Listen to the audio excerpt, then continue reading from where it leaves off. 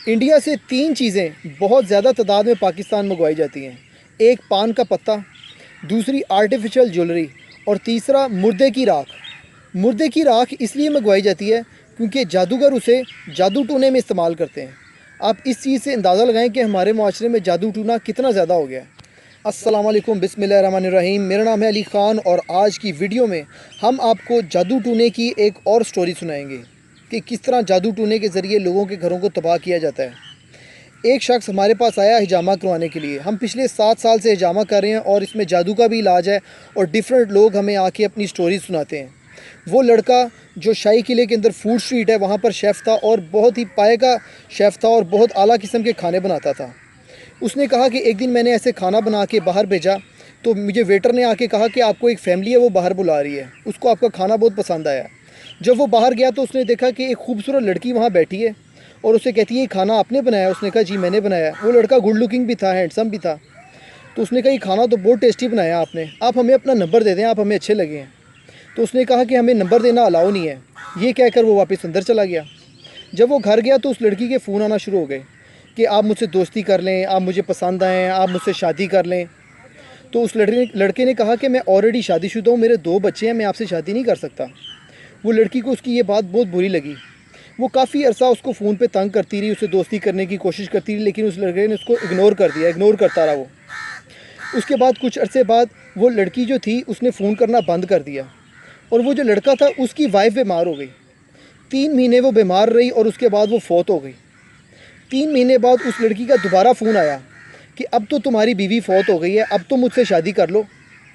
اس نے کالے جادو کے ذریعے اس کی بیوی کو مروا دیا۔ اسی طرح جادو کی ایک اور سٹوری ہے کہ 2 بہنیں تھیں، ان کا کزن باہر سے آیا، باہر کے ملک سے، یورپ سے۔ تو ان میں سے جو بڑی بہن تھی اس کی شادی اس لڑکے کے ساتھ ہونی تھی۔ وہ جو چھوٹی بہن تھی وہ جیلس کر گئی کہ یہ اچھے گھر میں چلی جائے گی، یہ باہر چلی جائے گی، یہ امیر ہو جائے گی اور میں پیچھے رہ جاؤں گی۔ اس کے بعد اس لڑکی کی جب شادی ہوئی ہے 3 مہینے تو اس کے بڑے اچھے گزرے۔ اس کے بعد وہ بیمار ہو گئی اور وہ اس کی جو طبیعت تھی وہ ڈاؤن ہونا شروع ہو گئی۔ کچھ عرصے بعد وہ لڑکی فوت ہو گئی۔ پھر اس لڑکی کی شادی اس چھوٹی بہن سے کر دی گئی۔ اس چھوٹی بہن نے جادو کے ذریعے سے اپنی بڑی بہن کو مروا دیا تھا، صرف جیلسی میں اور لالچ میں کہ یہ باہر چلی جائے گی، یہ امیر ہو جائے گی اور میں یہاں رہ جاؤں گی۔ جادو کی اصل وجہ ہی لالچ، بغض، حسد ہے۔ اگر یہ چیزیں نہیں ہوں گی تو جادو بھی ختم ہو جائے گا۔ اور جادو کا علاج کیا ہے؟ جادو کا سب سے بڑا جو علاج ہے وہ سورۃ فلق اور سورۃ ناس ہے۔ گھر سے آنے جانے کی اور واش روم آنے جانے کی دعا ہے۔ جو شخص گھر سے آنے جانے کی، واش روم آنے جانے کی دعا نہیں پڑھے گا، صبح شام کے اذکار نہیں کرے گا، سورۃ فلق اور سورۃ ناس کے ذریعے اپنا علاج نہیں کرے گا، صدقہ نہیں کرے گا، اس کا علاج نہیں ہو سکتا۔ یہ جو ہم جگہ جگہ ڈیفرنٹ بابوں کے پاس چکر لگاتے ہیں یہ صرف ہمیں لوٹتے ہیں۔ اصل علاج وہ ہے جو آپ خود کریں گے۔ نظر بد، جادو اور اسیب 3 علیحدہ علیحدہ بیماریاں ہیں، لیکن ان کے جو سمٹمز ہیں، ان کے جو اثرات ہمارے جسم پہ آتے ہیں وہ ملتے جلتے ہیں، وہ سیم ہیں۔ جس کے اوپر جادو ہوگا، نظر لگی ہوگی، اس کے اوپر کوئی جھین چمڑا ہوگا، اس کو بہت زیادہ جمائیاں آتی ہیں، اس کے کمر کے نچلے حصے میں درد رہتا ہے، اس کے پیٹ میں گیس ہوتا ہے اور اس کے پٹھوں پہ بوجھ پڑتا ہے، اس کی میموری کمزور ہو جاتی ہے، اس کو بہت زیادہ غصہ آتا ہے، اس کا بہت زیادہ ہنسنے کو دل کرتا ہے سم ٹائم، یا اس کا بہت زیادہ رونے کو دل کرتا ہے۔